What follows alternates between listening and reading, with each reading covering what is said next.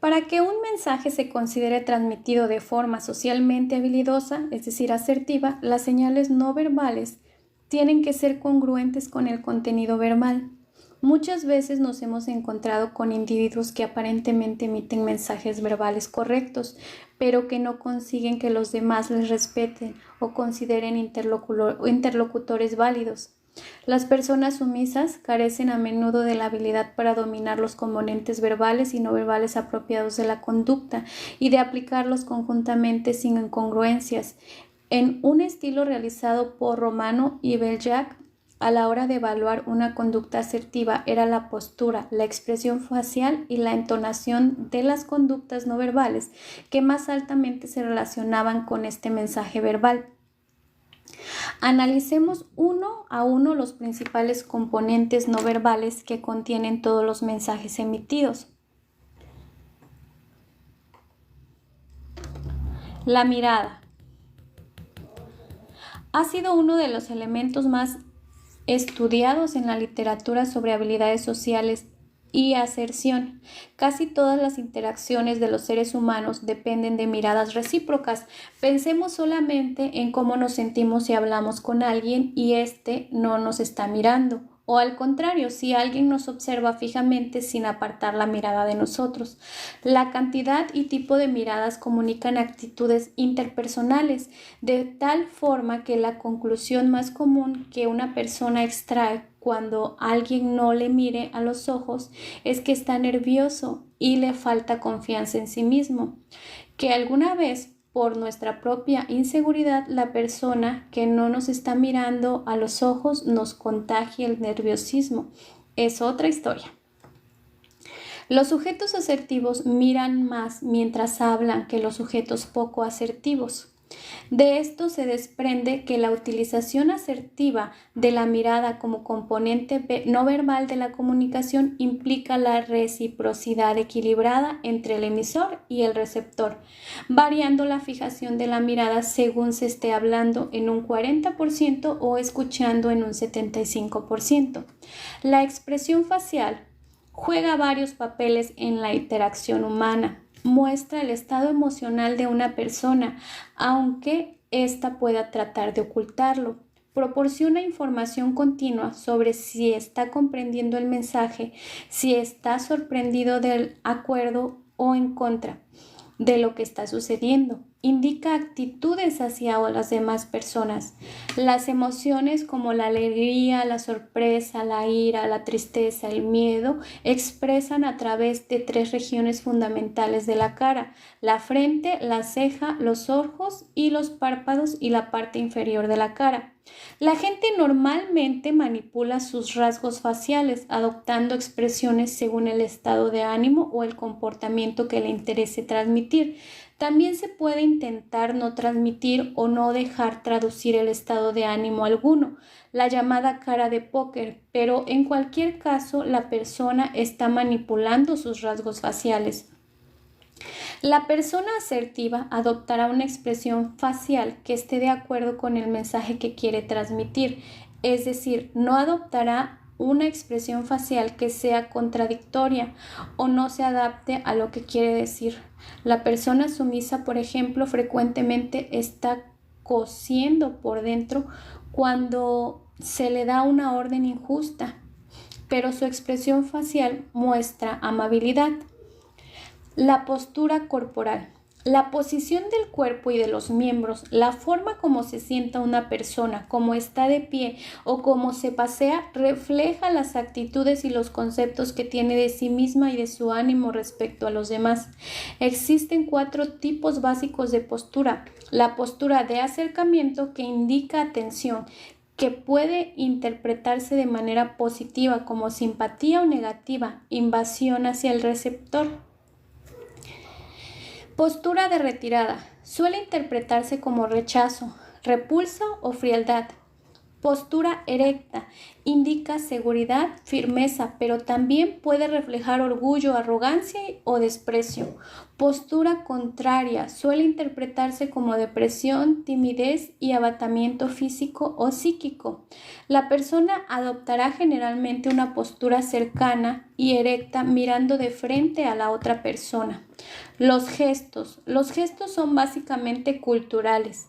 Las manos y en un grado menor la cabeza y los pies pueden producir una amplia variedad de gestos que se usan bien para amplificar y apoyar la actividad verbal o bien para contradecir tratando de ocultar los verdaderos sentimientos. Comparando un grupo de sujetos asertivos con otro que no lo era, se halló que mientras que el primero gesticulaba un 10% del tiempo total de la interacción, el segundo grupo solo lo hacía en un 4%. Los gestos asertivos son movimientos desinhibidos, sugieren franqueza, seguridad en uno mismo y espontaneidad por parte del que habla. Componentes paralingüísticos. El área paralingüística o vocal hace referencia a cómo se transmite el mensaje frente al área propiamente lingüística o habla, en el que se estudia lo que se dice. Las señales vocales paralingüísticas incluyen, como número 1, el volumen. En una conversación asertiva, este tiene que estar en constancia con el mensaje que se quiere transmitir. Un volumen de voz demasiado bajo, por ejemplo, puede comunicar inseguridad o temor, mientras que si es muy elevado, transmitirá agresividad o prepotencia. El tono puede ser fundamentalmente agudo o resonante. Un tono híspido, monótono, puede producir la sensación de inseguridad o agarrotamiento, con muy pocas garantías de convencer a la persona con la que se está hablando. El tono asertivo puede ser uniforme y bien modulado, sin intimidar a la otra persona, pero basándose en una seguridad. Fluidez y perturbaciones de habla. Excesivas vacilaciones, repeticiones pueden causar una impresión de inseguridad, inapetencia o ansiedad, dependiendo de cómo lo interprete el interlocutor. Estas perturbaciones pueden estar presentes en una conversación asertiva siempre y cuando esté dentro de los límites normales y esté apoyado por otros componentes paralingüísticos apropiados. Claridad y velocidad. El emisor de un mensaje asertivo debe hablar con una claridad tal que el receptor pueda comprender el mensaje sin tener que sobreinterpretar o recurrir a otras señales alternativas. La velocidad no debe ser ni muy lenta ni muy rápida en un contexto de comunicación normal, ya que ambas anomalías pueden distorsionar la comunicación. Componentes verbales. Separándonos del área no verbal, vamos a analizar muy brevemente aquellos elementos verbales que influyen decisivamente en una comunicación, sea interpretada como asertiva o no.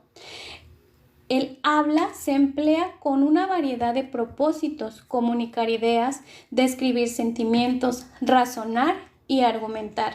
Las palabras que se emplean cada vez dependerán de la situación en la que se encuentre la persona, su papel en esta situación y lo que se está intentando conseguir.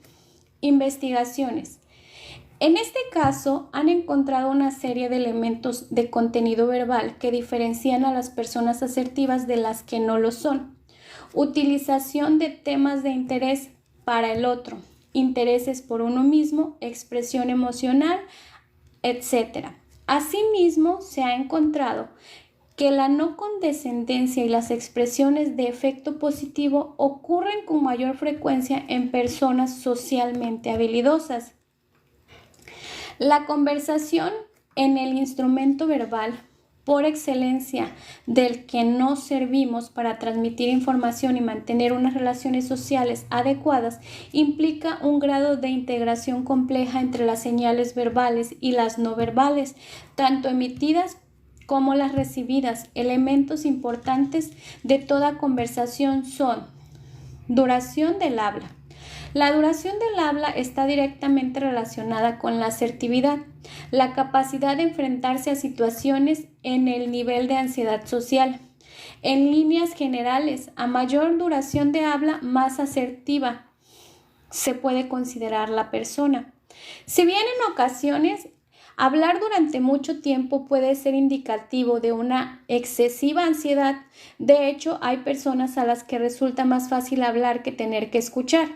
En este último caso, la persona, al estar pasiva, tiene que mostrar muchas más conductas no verbales que la persona que está hablando. Retroalimentación, feedback. Cuando alguien está hablando, necesita información intermitente y regular cómo está relacionando los temas, de modo que pueda modificar sus verbalizaciones en función a ello. Necesita saber si lo que escuchan o los que escuchan le comprenden, le creen, están sorprendidos o aburridos, etc. Los errores más frecuentes en el empleo de la retroalimentación consiste en dar poca y no hacer preguntas y comentarios directamente relacionados con la otra persona. Una retroalimentación asertiva consistiría en un intercambio mutuo de señales de atención y comprensión, dependiendo, claro, del tema de conversación y de los propósitos de la misma. Preguntas. Son esenciales para mantener la conversación, obtener información y mostrar interés por lo que la otra persona está diciendo. El no utilizar preguntas puede provocar cortes en la conversación y una sensación de desinterés. Carita feliz, que significa actividad. Te proponemos un ejercicio para realizar con otras dos personas. Nos hace falta que sean de mucha confianza, ya que no es necesario conocerse para realizarlo. Dos personas se situarán frente a frente y conversarán sobre un tema previamente establecido. La tercera hará el observador y anotará lo que le parezca importante de la conducta no verbal de ellos, ambos interlocutores. Tras 5 minutos de conversación, el observador dará un feedback, es decir, reflejará a ambos interlocutores lo que haya parecido correcto e incorrecto de su conducta. Estos reanudarán la conversación procurando modificar sus conductas en base a lo que haya reflejado la tercera persona. Tras otros 5 minutos, se intercambiarán los papeles. Para facilitar el registro del observador, sugerimos un modelo fácilmente utilizable. Y bueno, aquí ponen una ficha en la página 47 que puedan ustedes tomar como referencia para realizar la actividad. Ahora vamos a entrar en el capítulo número 3. ¿Por qué no soy tan asertivo? Principales causas de la falta de asertividad. Si echo mi misma sombra en mi camino, es porque hay una lámpara en mí que no ha sido encendida. Esto lo dijo R. Tagore. ¿Por qué hay personas a las que aparentemente les resulta tan fácil tener una respuesta adecuada, quedar bien y salir dignos de las situaciones y personas para que los mismos significa un mundo? ¿Qué ocurre o ha ocurrido en la vida de unos y de otros? Veamos las principales causas por las que una persona puede tener problemas de asertividad. La persona no ha aprendido a ser asertiva o la ha aprendido de forma inadecuada. Las conductas o habilidades para ser o no asertivos se aprenden. Son hábitos o patrones de conducta, como fumar o beber. No existe una personalidad innata, asertiva o no asertiva, ni se heredan características de asertividad. La conducta asertividad se ha aprendido por imitación y refuerzo, es decir, por los que nos han transmitido como modelos de comportamiento y como dispensadores de premios y castigos. Nuestros padres, maestros, amigos y medios de comunicación, etc. Ocurre a veces que la persona no asertiva no da la solución al problema porque la busca sin salirse de su patrón de conducta y pensamiento. Por ejemplo, Elena La persona sumisa descrita anteriormente era considerada la buena de la familia, el apoyo de su madre. Eso la reforzaba mucho, la hacía sentirse realizada como persona, entre otras cosas, porque no recibía ningún otro refuerzo de otro lado. Al plantearse un cambio hacia una conducta más asertiva, Elena reaccionó muy en contra, pese a estar deseándolo en teoría porque temía volverse revolucionaria y perder así el efecto y el único refuerzo que tenía en su vida, su madre. En la historia del aprendizaje de las personas no asertivas puede haber ocurrido las siguientes cosas.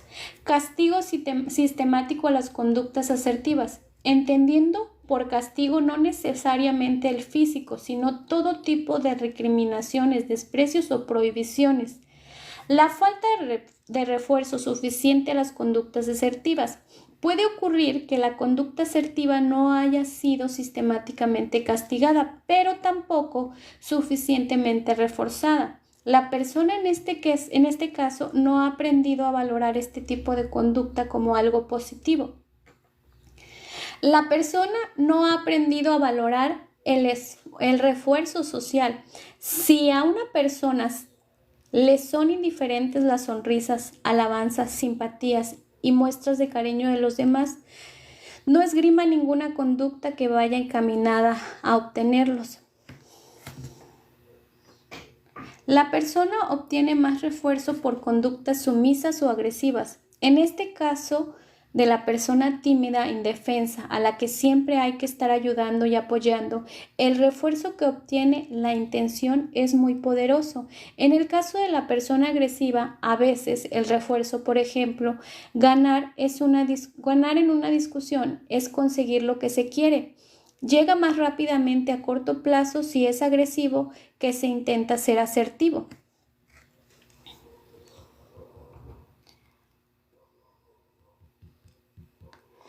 La persona no sabe discriminar adecuadamente las siguientes situaciones en las que debe emitir una respuesta concreta. La persona a la que los demás consideran plasta, pesado en este caso, esta persona no sabe ver cuándo su presencia es aceptada y cuándo no, o en qué casos se puede insistir mucho en un tema y en cuáles no. También está en este caso la persona pastosa o patosa socialmente, que por ejemplo se ríe cuando hay que estar serios y hace un chiste inadecuado.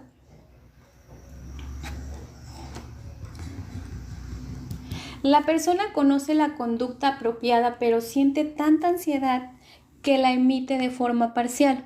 En este caso, la persona con problemas de asertividad ha tenido experiencias altamente aversivas. De hecho, o por lo que ha interpretado, que han quedado unidas a situaciones concretas. En psicología se denomina a este fenómeno condicionamiento o generalización.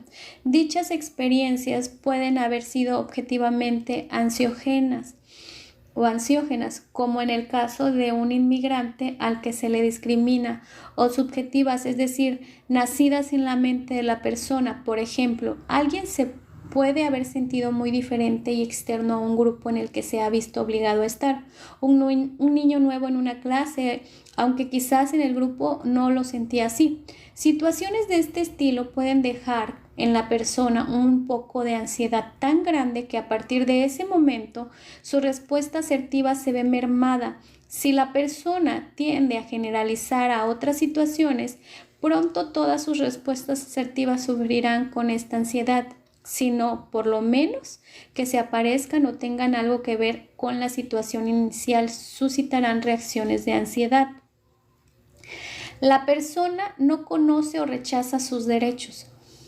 La educación tradicional nos ha pretendido hacer sumisos, algunos más, otros menos. Todos hemos recibido mensajes de este estilo: obediencia a la autoridad, estar callados cuando hable una persona mayor, no expresar la opinión propia ante los padres o maestros, etc. Si bien esto responde a un modelo educativo más antiguo, Sorprende ver cómo personas jóvenes relatan historiales llenos de reproches, padres autoritarios y prohibiciones para ser ellos mismos. Por supuesto que lo anteriormente dicho, tomado en su justa medida, es una sana aplicación pedagógica para que el niño aprenda a respetar a los demás y ser educado. Pero ¿cuántas veces se exageran estas normas en nombre de la buena educación?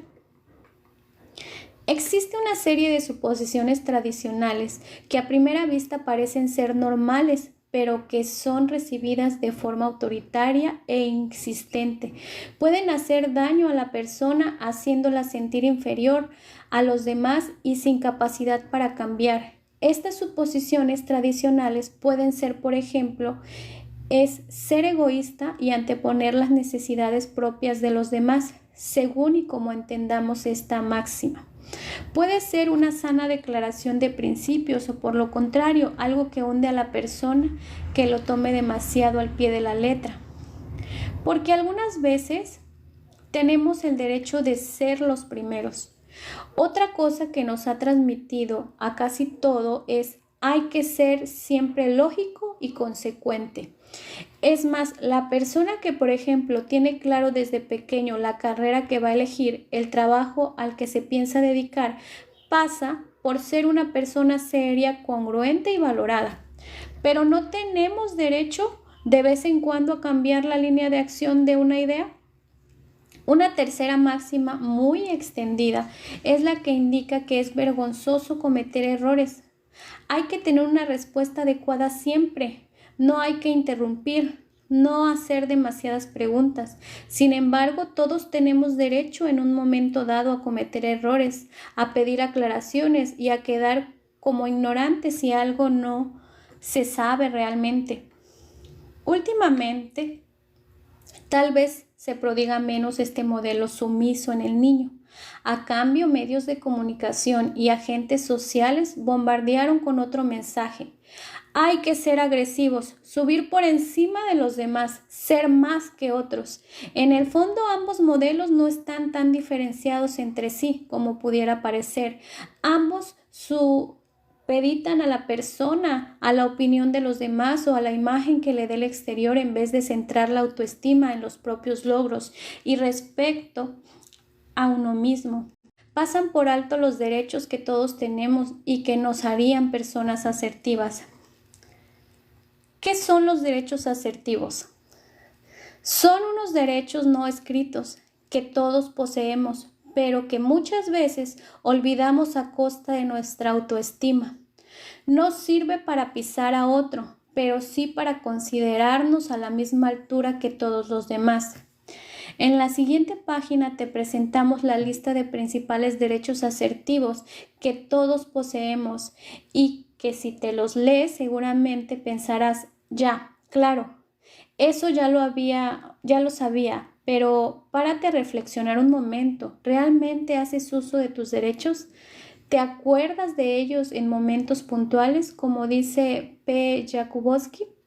Si sacrificamos nuestros derechos con frecuencia, estamos enseñando a los demás a aprovecharse de nosotros. Carita sonriente. Ejercicio para trabajar. En este punto saca la lista de situaciones que te causan dificultad, que apuntaste antes y para cada una de ellas plantea, ¿qué derecho me estoy saltando y no estoy teniendo en cuenta? Aquí viene una tabla en la que describe algunas preguntas. Por ejemplo, tabla de derechos asertivos. Primero, tengo el derecho de ser tratado con respeto y dignidad. 2. Tengo derecho a tener y expresar mis propios sentimientos y opiniones. 3. Tengo derecho a ser escuchado y tomado en serio. 4. Tengo derecho a juzgar mis necesidades, a establecer mis prioridades y a tomar mis propias decisiones. 5. Tengo derecho a decir no sin sentir culpa. 6. Tengo derecho a pedir lo que quiero, dándome cuenta de que también mi interlocutor tiene derecho a decir no. 7. Tengo derecho a cambiar. 8. Tengo derecho a cometer errores. 9. Tengo derecho a pedir información y ser informado. 10. Tengo derecho a obtener aquello por lo que pagué. 11. Tengo derecho a decidir no ser asertivo. 12. Tengo derecho a ser independiente. 13. Tengo derecho a decidir qué hacer con mis propiedades, mi cuerpo, mi tiempo, etc., mientras no se violen los derechos de otras personas. 14. Tengo derecho a tener éxito. 15. Tengo derecho a gozar y disfrutar. 16. Tengo derecho a mi descanso, al aislamiento y siendo asertivo. 17. Tengo derecho a superarme, aún superando a los demás. Inciso D. La persona posee unos patrones irracionales de pensamiento que le impiden actuar de forma asertiva. A describir las principales características de la persona sumisa, agresiva y asertiva, reflejamos las típicas creencias y esquemas mentales que tienen cada uno de ellos. Así recordaremos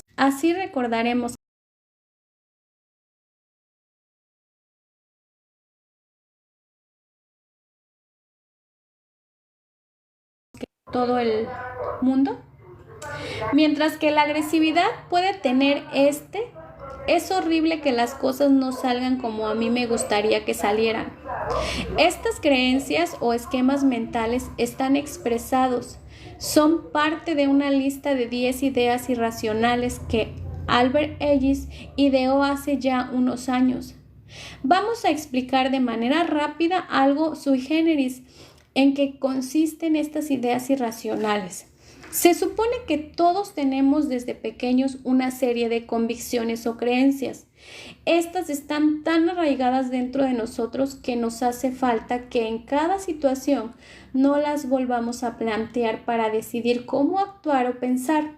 Es más, suelen salir en forma de pensamientos automáticos tan rápidamente que a no ser que hagamos un esfuerzo consciente por retenerlas, casi no nos daremos cuenta de que hemos dicho eso. Carita sonriente para ejercicio. Te propongo un experimento. Elige una situación que te resulte difícil de afrontar, de la lista que hiciste al principio. Divide esta situación en 3 momentos. El momento antes de entrar en ella, cuando estés en medio y después cuando hayas salido de ella. Para cada uno de estos momentos reflexiona. ¿Qué te sueles decir normalmente? ¿Te alientas? ¿Te echas hacia atrás? ¿Te reprochas o te vas felicitando sobre su actuación? Seguramente en estos automensajes irán metidas gran parte de tus creencias y convicciones, y de ellos depende el que tengas el ánimo de afrontar airosamente la situación o el que encares y te encares como un perdedor. Una típica convicción puede ser la de que necesitamos sentirnos apoyados o queridos para sentirnos a gusto. Otra podría ser la necesidad de sentirnos competentes en algún área de nuestra vida para tener la autoestima medianamente alta. Albert Ellis, psicólogo de los años 50, delimitó 10 de estas convicciones que todos poseemos en mayor o menor medida. Están reflejadas en la siguiente página. Ellis las llamó irracionales, ya que, según él, no responden a una lógica ni son objetivas. En efecto, tomadas al pie de la letra, nadie realmente necesita ser amado para sobrevivir, ni necesita ser competente para tener una autoestima alta. Lista de ideas irracionales de Ellis. Es necesario para un ser humano ser querido y aceptado por todo el mundo. Uno tiene que ser competente y saber resolver todo si quiere considerarse necesario y útil. Hay gente mala y despreciable que debe de recibir su merecido. Es horrible que las cosas no salgan de la misma forma que a uno le gustaría. La desgracia humana es debida a causas externas y la gente no tiene ninguno o muy pocas posibilidades de controlar sus disgustos y trastornos. Si algo es o puede ser peligroso o atemorizante, hay que preocuparse mucho al respecto y recrearse constantemente en la posibilidad de que ocurra. Es más fácil evitar que hacer frente a algunas dificultades o responsabilidades personales. Siempre se necesita de que alguien más fuerte que uno mismo en quien poder confiar. Un suceso pasado es un importante determinante de la conducta presente, porque si algo nos afectó mucho, continuará afectándonos indefinidamente. Uno debe de estar permanentemente preocupado por los problemas de los demás. Y recordemos que esta es una lista de ideas irracionales de Ellis. Pero dado que no somos máquinas y que por suerte o por desgracia amamos, odiamos, estamos tristes y somos felices, no se puede pedir a nadie que no pase o que no posea estas ideas, por lo menos en algún grado. Por lo tanto, yo traduciría la teoría de Ellis en lo siguiente: todos poseemos estas ideas en algún grado. Por supuesto que casi todos nos sentimos mejor si contamos con algún apoyo. Si nos sentimos queridos, por supuesto que para tener una buena autoestima se requiere, entre otras cosas, considerarse competente y saber mucho de algo. El problema comienza cuando una o varias de estas creencias se hacen tan importantes para nosotros que supeditamos nuestras acciones y convicciones a su cumplimiento. Por ejemplo, la persona para la cual es absolutamente vital recibir el afecto de los demás, buscará este apoyo en todo lo que haga, es decir, intentará gustar a todo el mundo, estará constantemente temerosa de fallarles a los demás e interpretará gestos y palabras, ya no me quieren, etc. Lo mismo ocurre a la persona que necesita ser competente y hacerlo todo bien para sentir que vale algo. Esta persona pronto se convertirá en un perfeccionista que nunca estará satisfecho con lo que haga, que se autorreproche y se culpabilice ante cualquier error que tenga, puesto que su listón es tan alto que difícilmente puede llegar a él. Cualquier exageración de una de estas creencias o convicciones pueden proporcionar un considerable sufrimiento a la persona que las vive de esta forma y suele traducirse en alguna conducta disfuncional. Así, la persona que tenga como necesidad suprema la idea número 1, es necesario ser amado o aceptado por todo el mundo, no pueden ser asertivas, ya que para ellas es intolerable no caer bien a los demás y su excesiva asertividad le parecería peligrosa para cumplir ese objetivo. A la persona agresiva se le ocurriría lo mismo, pero al revés. La asertividad le parecerá demasiado amenazante, porque puede quedar como excesivamente blanda ante los demás, sobre todo si tiene muy arraigada la idea racional número 3. Hay gente mala y despreciable que debe ser castigada por ello. Y también su idea número 4, es horrible que las cosas no salgan como a mí me gustaría que salieran, ya que la conducta asertiva implica ceder de vez en cuando y obtener las cosas con paciencia y consenso, cosas incompatibles con la rigidez mental que sugiere esta última creencia irracional. La persona normalmente no tiene la culpa de poseer estas convicciones. La mayoría de las veces estas se van formando a lo largo de la educación y no se hace nada contra ocurre algo fuerte que va afianzando o reforzando cada vez más. Muy frecuentemente se trata de máximas que van Se trata de máximas que van circulando por la sociedad y que se dan por hechos asumidos. Como decíamos antes, hace un tiempo se nos transmitía un patrón de conducta sumisa. Ahora el patrón de conducta tiene más hacia la agresividad, pero siempre se nos transmite una conducta defensiva. Las creencias que circulan por la sociedad tienen tiempo inmemorial. Son de estilo, tengo que defenderme de los demás, si no, me hacen daño. Es peligroso mostrarse débil, se puede aprovechar de mí. No puedo transmitir mis verdaderos sentimientos, es peligroso lo que puedan pensar los demás de mí, etc. Repasa una a una las ideas irracionales de ellos e intenta pensar qué patrones de conducta sumisa pueden desencadenar cada una de ellas, si se poseen como una necesidad imperiosa.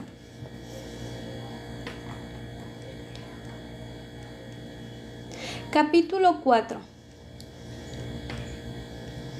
Trabajando con la asertividad, identificación de las conductas erróneas.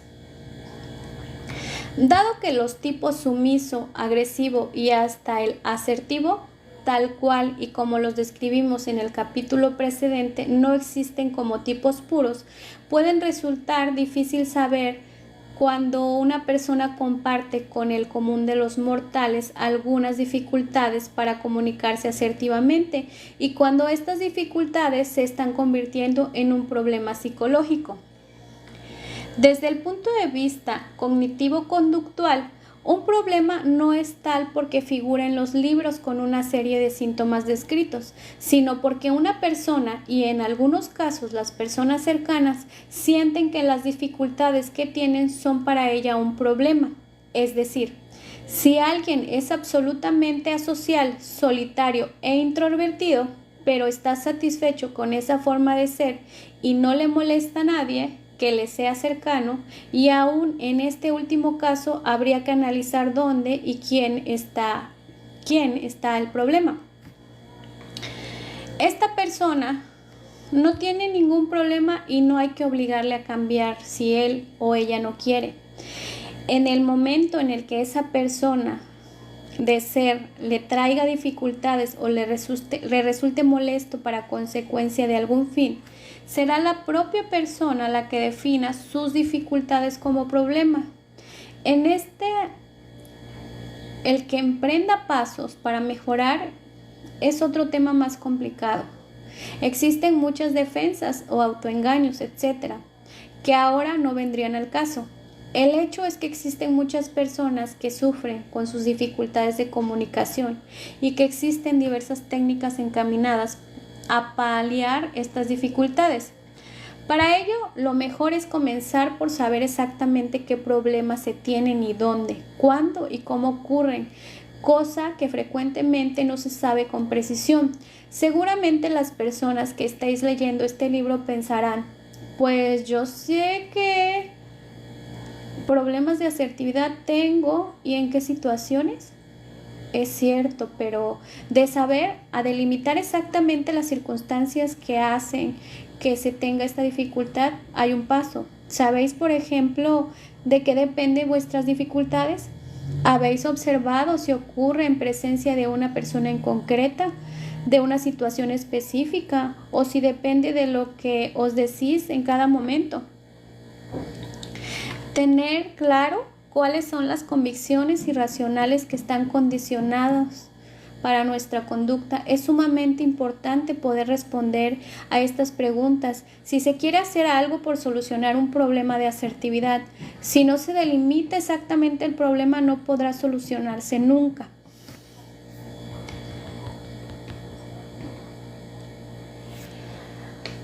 La primera regla para entresacar la intricada red de circunstancias que rodean una conducta es pensar: no sé nada al respecto de esta conducta. Es así como podremos saber realmente qué está ocurriendo. Si dejarnos influir por los pensamientos, como esto ya lo sé, no me hace falta analizar si ya me conozco, etc. El segundo paso será poner en práctica una serie de métodos de observación que nos permitan conocer mejor nuestra conducta y el problema y las circunstancias por las que se ve influido, a fin de poder enfocar correctamente los pasos que nos van a llevar a la conducta, una correcta formulación del problema. Segundo, una observación precisa y exhaustiva sobre las circunstancias que rodean la conducta y el problema. Tercero, un análisis detallado de los datos que se hayan sacado a fin de detectar qué es manteniendo la conducta porque no desaparece y cómo podemos modificarla. 4. Formulación correcta del problema. Saber cuál es la conducta que nos causa problemas no basta para poder afrontarla adecuadamente. Hace falta que la formulemos a nosotros mismos de forma precisa y objetiva. Así, por ejemplo, Elena y Juana, las personas con problemas de asertividad, Elena sumisa y Juana agresiva, que describíamos al principio, relataron su problema en la primera entrevista de la siguiente forma. Elena: tengo muchos problemas a la hora de hablar con la gente. Nunca sé qué decir y las conversaciones se terminan enseguida. Creo que es porque tengo tanto miedo de meter la pata que prefiero no decir nada. Juana: no sé qué me pasa con la gente, yo creo que están acostumbrados a que siempre haya alguien que les saque las castañas del fuego y si les fallo en un sentido, ya les caigo mal y ponen malas caras. Parece que digan mucho, pero en el fondo con estas palabras no nos digan nada. No podríamos empezar a trabajar basándonos solamente en este párrafo. Necesitamos tener contestadas una serie de cuestiones para poder centrarnos y saber en qué consiste realmente el problema. Estas son: ¿con quién ocurre? ¿Con el jefe? ¿Con los compañeros? ¿Con hombres? ¿Con mujeres? ¿Con niños? ¿Alguna persona o personas sueltas, etcétera? ¿Cuándo ocurre? Momento y lugar: en el trabajo, con los amigos, las reuniones, los actos sociales, con mi pareja. ¿Qué es lo que me preocupa de la situación? ¿Lo que piensen los demás? ¿Lo que pienso yo? ¿Quedar mal? ¿Hacer el ridículo? ¿Parecer tonto? Etcétera. ¿Cómo lo puedo afrontar normalmente? Evito las situaciones problemáticas, me apego a alguien y no digo nada, e intento a toda costa decir algo, etcétera. ¿Por qué no soy asertivo con esta conducta concreta? Dicho de otra forma, ¿qué temo que ocurra si se mostrara asertivo? No se me acepte, se me considera un jefe duro, no se me quiera, etc. ¿Cuál es el objetivo que persigo al querer cambiar la conducta? ¿Que se me estime profesionalmente? ¿Que se me tenga afecto? ¿O que no me tomen el pelo? Etcétera. Veamos cómo cambia la formulación de Elena si intenta contestar las preguntas citadas anteriormente. En las reuniones informales, por ejemplo, en una boda, en una fiesta del trabajo, no me muevo en otros ambientes, me cuesta mucho conversar con la gente.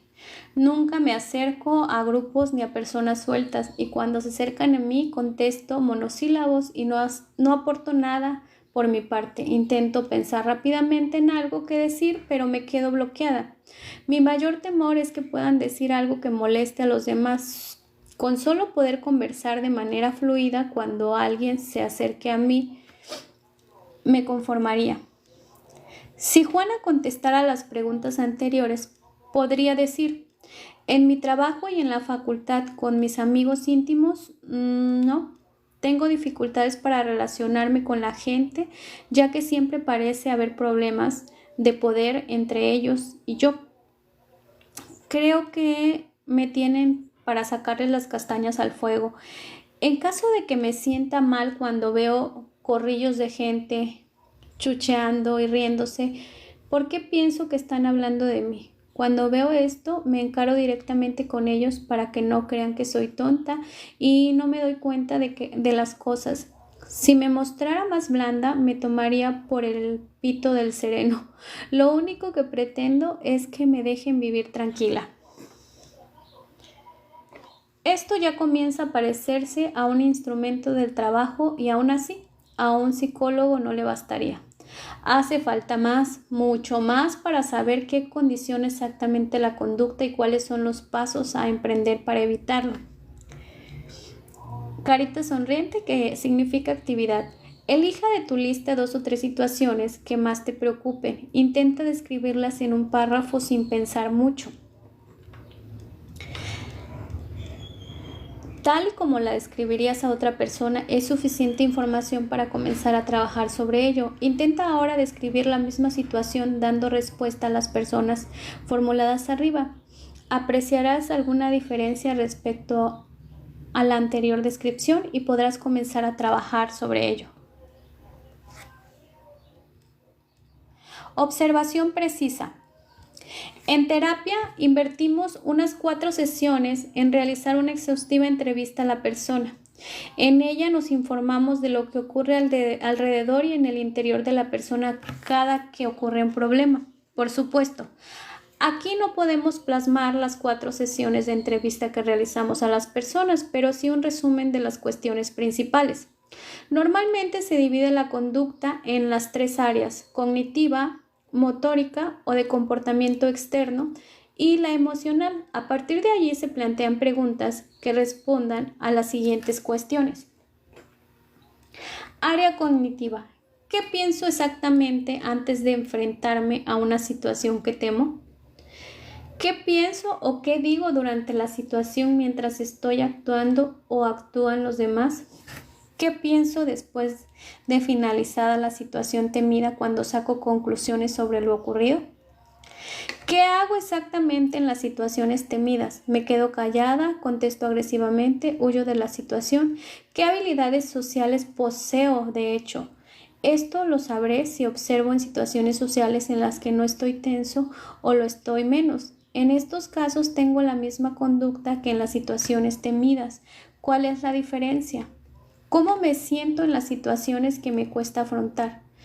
¿Qué síntomas físicos experimento durante la situación? Taquicardia, sudoración, pérdida de visión momentánea, mareos, tartamudeo, en cuanto me influyen a la hora de actuar. También es importante explorar y observar las situaciones concretas que nos causan temor. ¿Qué personas o tipo de personas suelen estar presentes? ¿Tienen algo en común las situaciones que temo? Por ejemplo, mismo lugar, mismo tipo de situación, formal, informal, fiestas, reuniones y mismas personas. ¿Qué hace que me tranquilice, me sienta más seguro, me tense, me sienta ansioso? ¿Influye en ello alguna persona, alguna reacción hacia mí, algún gesto o comentario? Por supuesto que estas preguntas no son suficientes de cara para iniciar la terapia, pero pueden servir a las personas que estén leyendo este libro para comenzar a explorarse y adquirir una nueva actitud hacia los problemas de asertividad.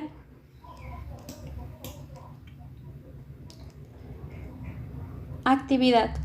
Carita sonriente. Intenta contestar a estas preguntas con las 2 o 3 situaciones de tu listado que hayas elegido. Seguramente al contestarlas se te aclararán algunas cosas que no habías tenido en cuenta hasta ahora, pero necesitas observarte todavía más para poder trabajar contigo mismo. La clave para poder contestar correctamente a estas preguntas es observar atentamente cuándo, cómo, en qué circunstancias ocurre la conducta y qué sucede a la vez en el interior de la cabeza de la persona que está emitiendo. En terapia, como ya hemos dicho, utilizamos para ello unas 4 sesiones y damos deberes, autorregistros a la persona para que ésta se autoobserve durante la semana. En estas páginas no pretendemos plasmar un manual completo de autoobservación. Daremos simplemente unas cuantas pautas por si algún lector quiere practicar la autoobservación y mostraremos unos registros realizados por personas que hemos tenido en consulta. ¿Cómo autoobservarme correctamente? Para poder contestar a preguntas del tipo de las expuestas anteriormente es necesario realizar una precisa autoobservación que nos permita detectar exactamente cuándo, cómo, con quién y en qué circunstancia emitimos una conducta problemática, con qué frecuencia la emitimos y si la intensidad más o menos fuerte de la conducta depende de los factores anteriormente dichos. Observar cómo afrontas las situaciones en especial, ya que te permite saber cómo reaccionarías en el presente, pero también cómo vas progresando y qué tienes que hacer para cambiar la conducta. Observar y anotar su comportamiento te será de ayuda inmediata, ya que irás adquiriendo más y más conciencia del mismo. Además, así dispondrás de un instrumento de evaluación objetivo de cambio que se produce a lo largo del tiempo con el comportamiento sometido a la observación. A veces ocurre que en el mero hecho de autoobservarte hace que modifiques tus conductas. Es la llamada reactividad de la observación. A veces esta reactividad es negativa, hace que las personas se obsesionen más con sus conductas al tener que estar pendiente de ella. Pero en la mayoría de los casos, si se realiza correctamente, esto no ocurrirá y la posible alteración positiva del comportamiento que tenemos habitualmente desaparecerá pronto en cuanto nos hayamos habituadamente en este tipo de observación. Por ello, la autoobservación por sí sola no basta para modificar nuestra conducta. Es solo el primer paso de toda una serie de estrategias encaminadas a modificar una conducta que nos causa problema, pero en ningún caso nos bastará solo con observar. Hay que tomarse el tiempo, por lo general de 3 semanas a un mes, durante el cual estaremos observando nuestra conducta externa e interna. Un periodo de tiempo menor no daría una información lo suficientemente precisa como para poder saber exactamente qué nos ocurre y podríamos incurrir en sacar conclusiones precipitadas sobre la causa de nuestros problemas. Esto nos llevaría a intentar modificar nuestra conducta de forma errónea o a continuar en la misma línea que seguimos hasta ahora. Ambos casos no se resolverían el problema y en el peor de los casos nos daría una sensación de frustración y irremediabilidad respecto a nuestro problema. Existen 2 tipos de instrumentos que nos pueden ayudar a observar mejor nuestra conducta: las escalas y los autorregistros. Bajo el término de escalas se engloban todo tipo de test, cuestionarios e inventarios que exploran de forma objetiva datos tales como los principales síntomas de un problema, su frecuencia, la circunstancia que lo rodea, etc. Para el tema de la asertividad existen muchos cuestionarios, entre ellos los más utilizados son Inventario de Asertividad de Ratus, Cuestionario de Asertividad de Sharon y Gordon Bowers, Inventario de Aserción de Feinstein, adaptado a Ratus, Lazarus, Troll y Wolpe. Recientemente ha aparecido una escala que se mide la asertividad en español realizada por Elena Gizmero. Se trata de la escala de habilidades sociales y está editada por TEA en el año 2000. También puede ser interesante explorar el grado y tipos de tensión que se experimenta ante situaciones que más dificultades causan. Entre otros están los inventarios. El inventario de tensión de Festerheim y Baer y el cuestionario de temores de Wolpe, pero lo que verdaderamente nos da o nos va a dar la clave, si lo sabemos analizar bien, de nuestras dificultades son los autorregistros. Un autorregistro es una hoja de papel en la que se apuntan a medida que van ocurriendo las conductas problemáticas, los factores que intervienen en ellas y las circunstancias que los rodean, etc. Se utiliza tanto para realizar la observación inicial a lo largo de 3 o 4 semanas como para ir viendo progresos que le realicen una vez iniciado un tratamiento del problema. Igualmente puede servir para analizar posibles fracasos y ver qué se puede hacer la siguiente vez.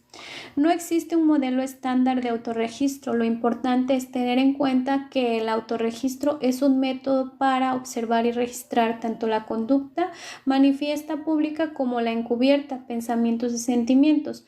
Al final del capítulo os presentamos varios modelos de autorregistro. Como veréis, puedes variar los factores a registrar dependiendo de lo que se busca, de si estamos registrando nuestra conducta antes de haberla modificado, durante o después, etc. Sin embargo, hay algunas determinantes que siempre se deben de registrar. La frecuencia de aparición de la conducta o problema, es decir, cuántas veces ocurre al día, semana o mes, ocurre en todas las ocasiones o solo a veces. ¿De qué depende? Normalmente se recuenta apuntando simplemente el día y la hora en que sucedió la conducta a observar y la situación y la circunstancia que se precipitaron.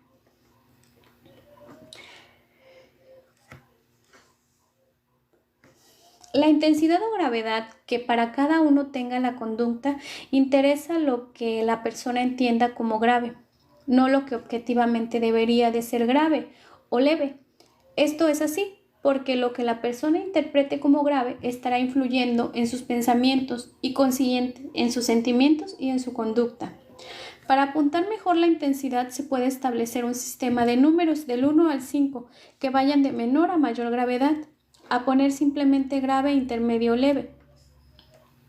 La conducta concreta que se haya realizado, entendiendo bajo conducta tanto la interna como la externa, es decir, lo que se ha hecho, lo que se ha pensado al respecto y lo que se ha sentido física y anímicamente.